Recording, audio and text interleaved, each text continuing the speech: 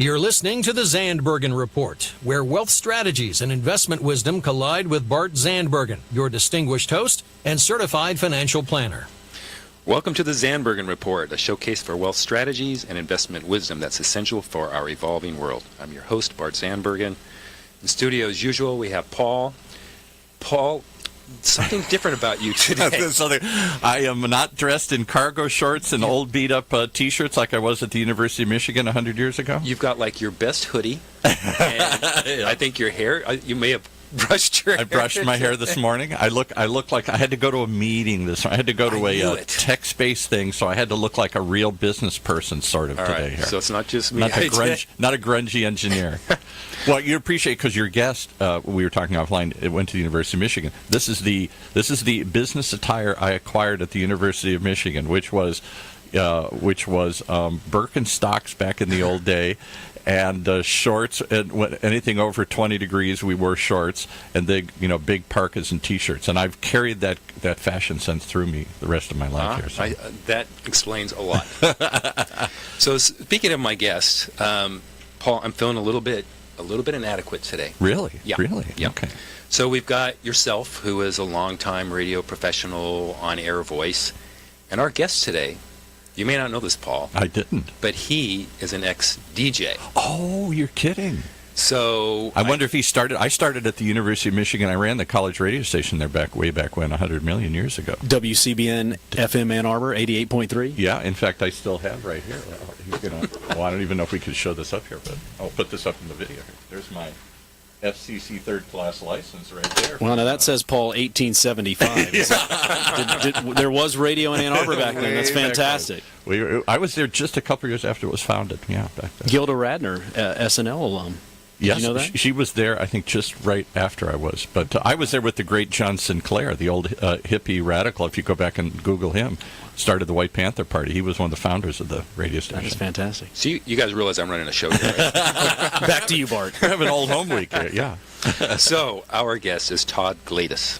He works for a company called 10X Commercial. He's going to tell us all about that and all about technology and real estate. But for starters, Todd, can you tell us a little bit about how you got to where you are today?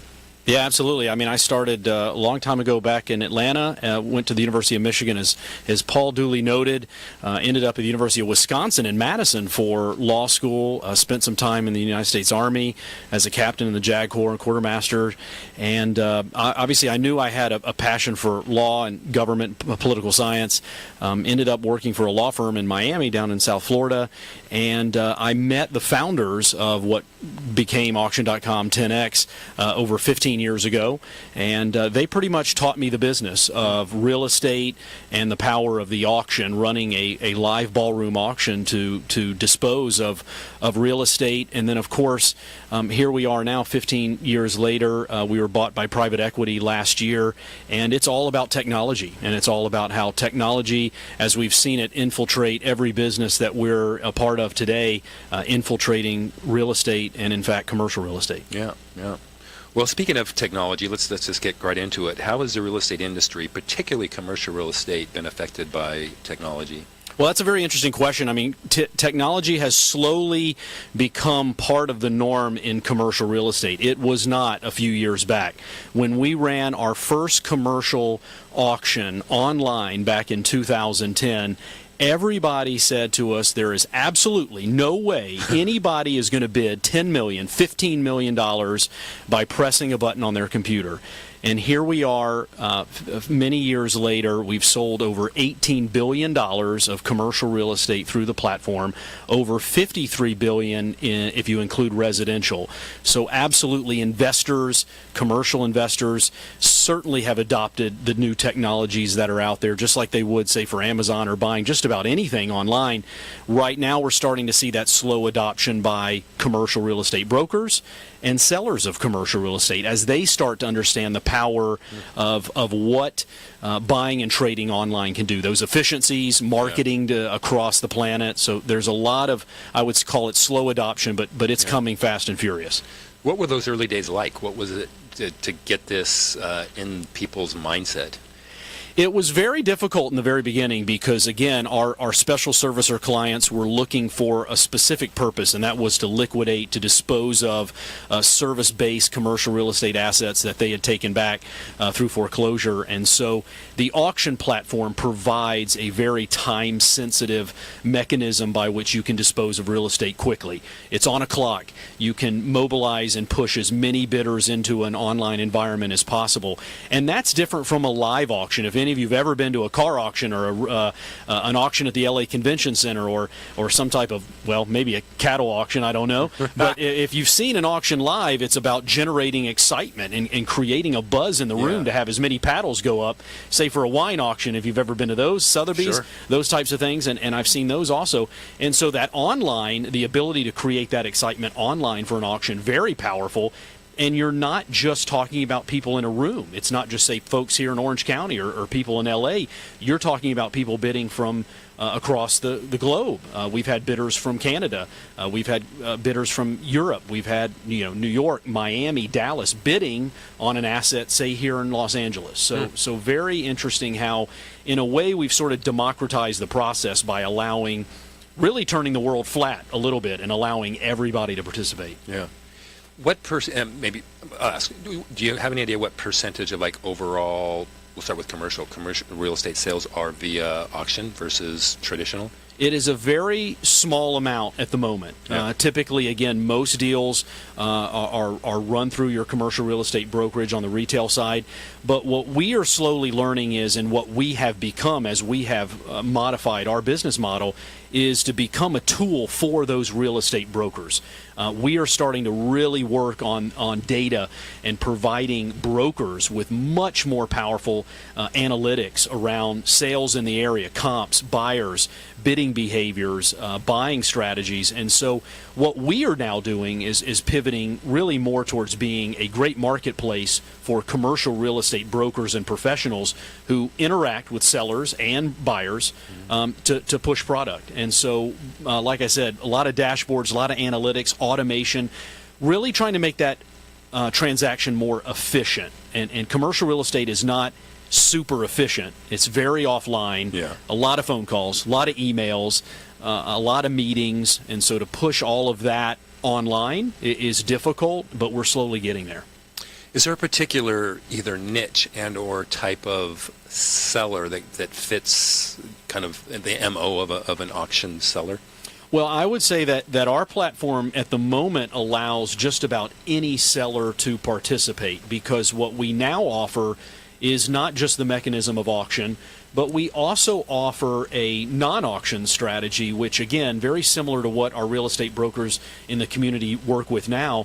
It allows them to manage a transaction online. We call it Offer Select, but it allows our brokers to manage a deal online, manage offers online, talk back and forth between, say, those individuals that submitted those offers, talk about contingencies.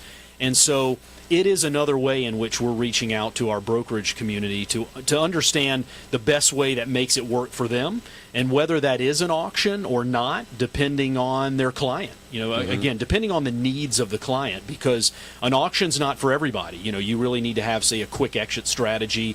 There may be some compressed pricing in there, but you're looking at an auction for certain advantages, and maybe it doesn't fit for everybody. So we've tried to account for that in both solutions. Why do you think adoption is slow? What are the issues, you think? Well, I think for the most part, it's a little bit of a couple things. One, understanding that the technology is not going to replace them. And commercial real estate brokers, I think, especially those that really have never used it, right? If they've been in the industry 30, 40 years, everything was on a notepad and a pencil and a phone. And so obviously the younger brokers coming up, they don't know anything different than how online power can help you. And so what we've tried to do with the adoption is make it easy and try to make our brokers understand that this is not to replace them or push them out of the marketplace, but really to give them good tools, good powerful analytics to scale their business, frankly, to take on more listings, to sell more, to have more clients, and to see execution on their clients' deals go up. Okay, interesting. So I see that a lot of VC or venture capital money is now involved in real estate, like tech startup. But we've also seen how WeWork rose and is now going through some financial issues. What is your comment on that? Well, without question, I would say in the last 2 to 5 years, the venture capital money, the investment dollars in real estate tech has skyrocketed. I mean, there was literally a handful. I was at the Colliers Conference in Phoenix a couple months ago, and they notated that there was maybe 10 to 12 of these startup ventures just a couple years ago, and now there are hundreds of real estate tech startups to the tune of about $12.6 billion of venture capital money. And as you mentioned with WeWork, just an example of how companies are trying to leverage space in more creative ways to help support tech businesses and pivot businesses in and out of spaces. WeWork, though, is certainly having their issues. They're having to float some debt to try to cover their rents. So, they don't all go out in a blaze of glory. Some succeed, some don't. But I can tell you that with the equity firm that purchased 10X last year, what they saw in our product, what they saw in 10X was a combination of expertise in real estate and an expertise in technology, because those two have to marry very well. You certainly can't be an expert in real estate and just not understand how to integrate analytics, data, and technology, and vice versa. Tech guys in the Valley, if they've never run a closing or understand what a rent roll or ROI is, it's a problem. So. Okay. All right. Let's do one more question before we have to go to break. So what new features are out there on the tech side to assist brokers? Well, there's a lot of great features that we're starting to implement as far as dashboard reporting, literally dropping the veil, allowing our brokers to see who's interested in their properties, Google Maps that literally zero down to the person that hit their website, looked at their deal at that particular moment, went into the data vault, looked at documents on their asset. So this is the type of transparent data that brokers have just never had. It's very powerful for them to start to see this information and then can start to leverage that in their deals. Okay, great. All right, we're going to go to a quick break, and so we'll be right back. Imagine what it would feel like to lose everything. Your job, your home, your family, your dignity. This has happened to thousands of the men, women, veterans, and young adults we serve at Working Wardrobes. What do we do to help? We provide career development services, life skills workshops, job skills training. We provide the perfect interview outfit, and we get clients placed in jobs. Call Working Wardrobes, 714-210-2460. Donate, volunteer, invest, hire. When it comes to pioneers in their respective industries, we all know the Apples, Starbucks, and Trader Joe's of the world. In the realm of recruiting, Decision Toolbox is the industry's best-kept secret, with 90% of their business from referrals and repeat customers. For over 20 years, Decision Toolbox's U.S.-based team of recruiters, sourcers, professional writers, quality personnel, and tech support has perfected a Six Sigma approach to talent management. No matter the size of the project, Decision Toolbox delivers incredible results. A cost per hire less than half of what contingency firms charge, with the winning candidate presented in an average of 14 days, all with a 12-month candidate warranty. With results like that, Decision Toolbox won't be a secret for long. Visit us at www.dtoolbox.com for more information.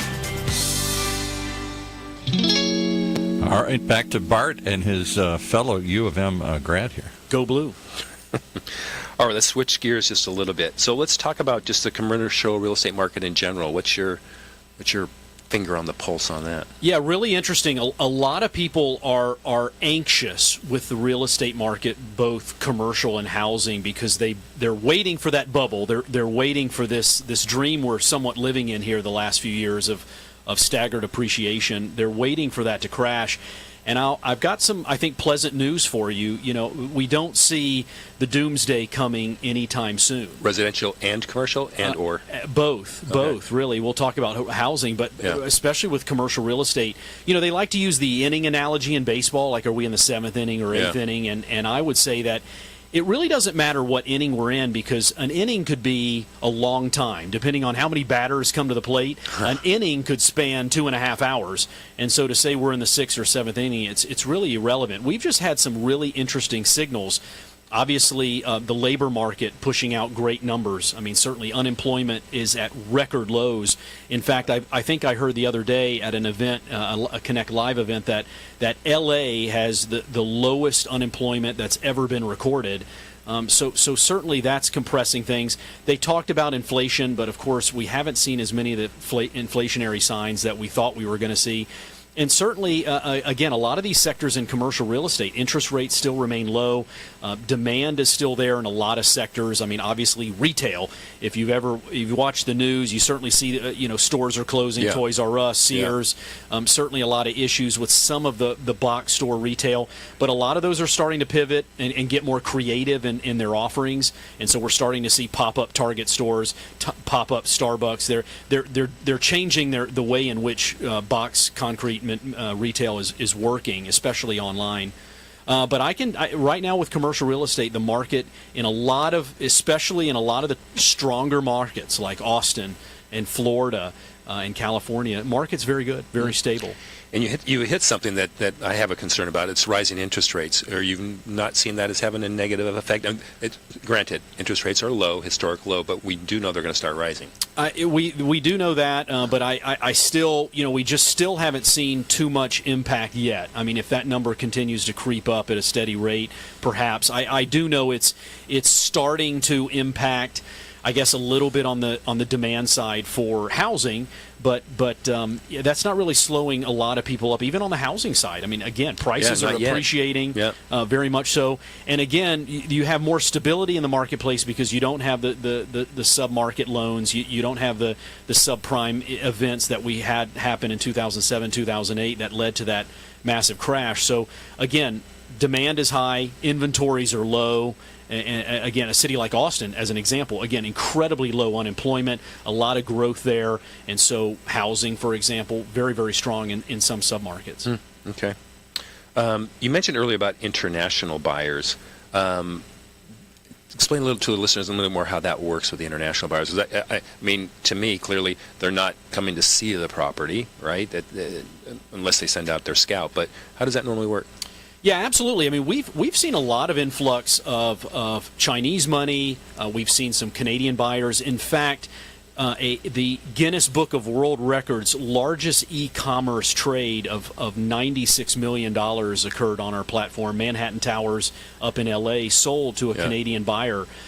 So clearly we have seen the influx of, look, they understand the market's stable, they understand that they're going to get a good return, and so a lot of Chinese money, a lot of Russian money, a lot of South American money, depending on the submarket.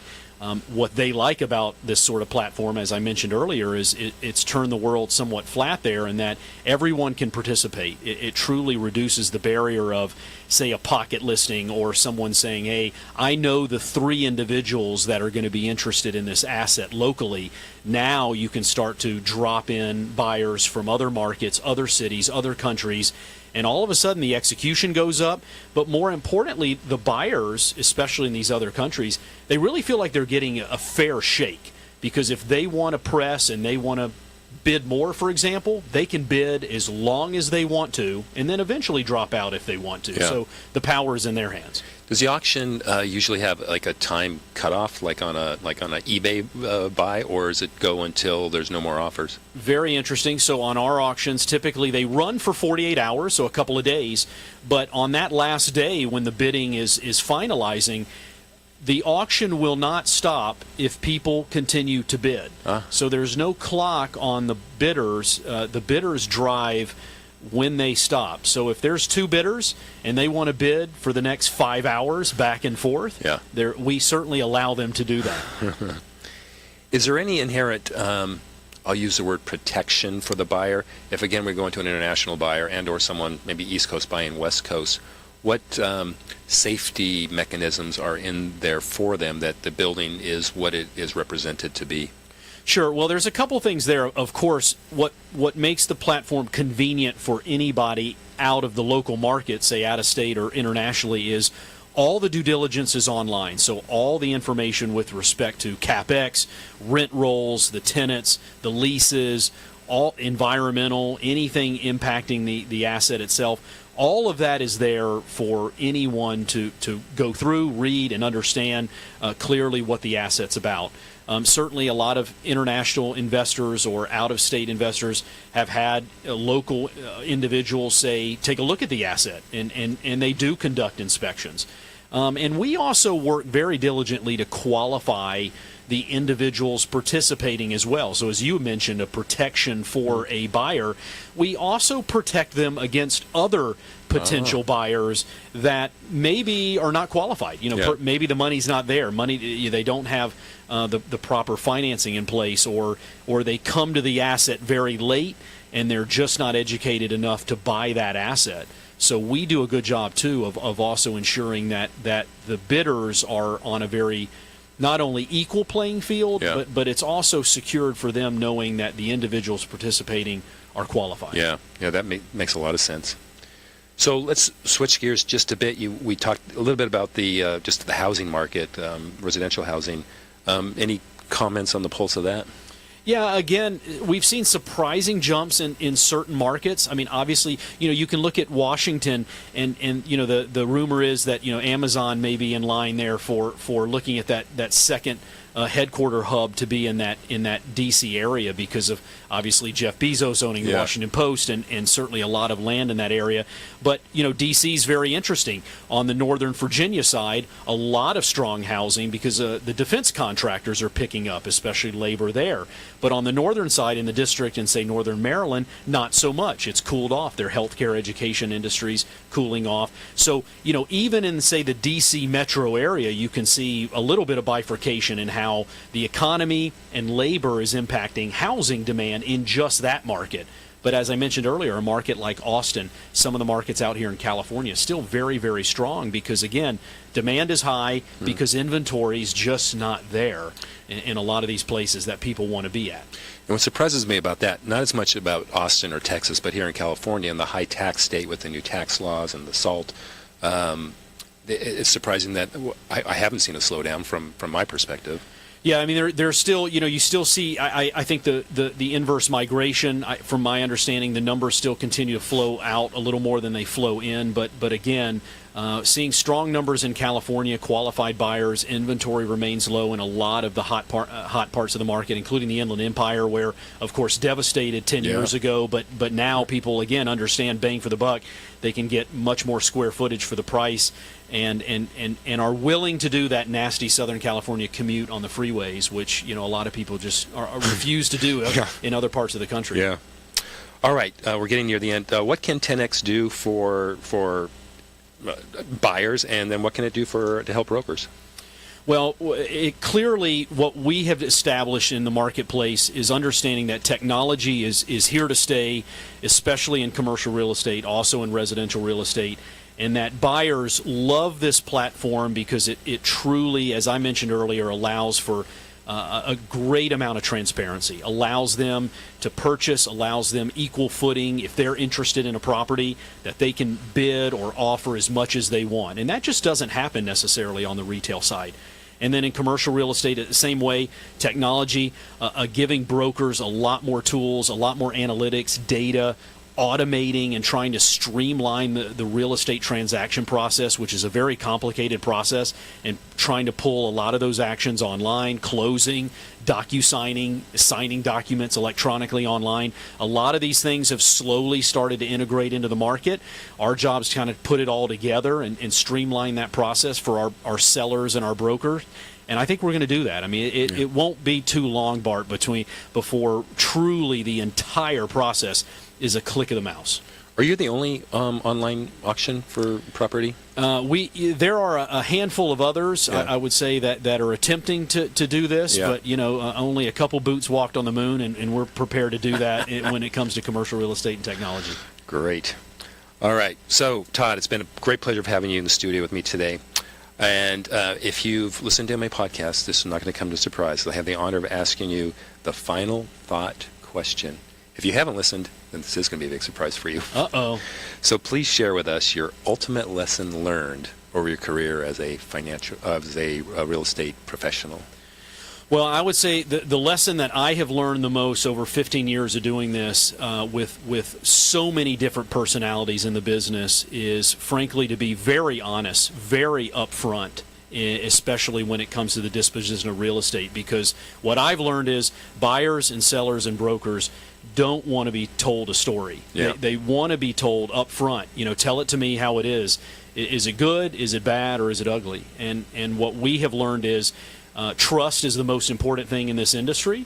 And to gain trust, you got to be straight as an arrow, and you have to be upfront about it. And if you're not, you'll lose that trust. And that's a currency you just can't get back once you withdraw it. That's a good one. Similar to our industry as well. That's correct. Todd, what is your guilty pleasure?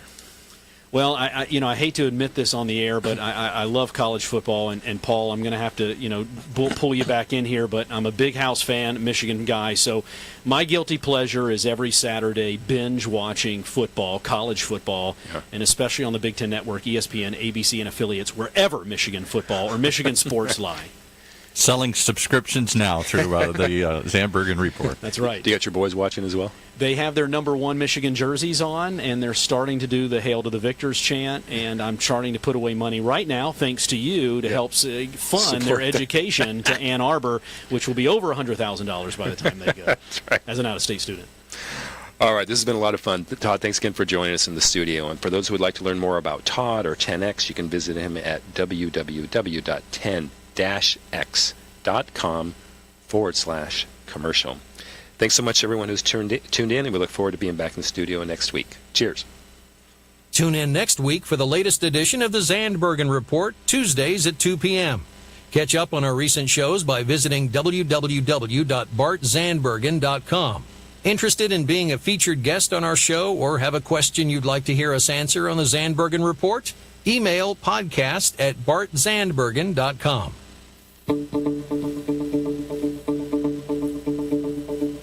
The Zandbergen Report is a production of OC Talk Radio and is provided for educational purposes only. The content of this program and the views of the guests should not be considered as recommendations by OC Talk Radio or investment advice from the host, Bart Zandbergen, or any other entity attached to this production. Investors should always consult qualified financial, investment, tax, or legal professionals prior to investing.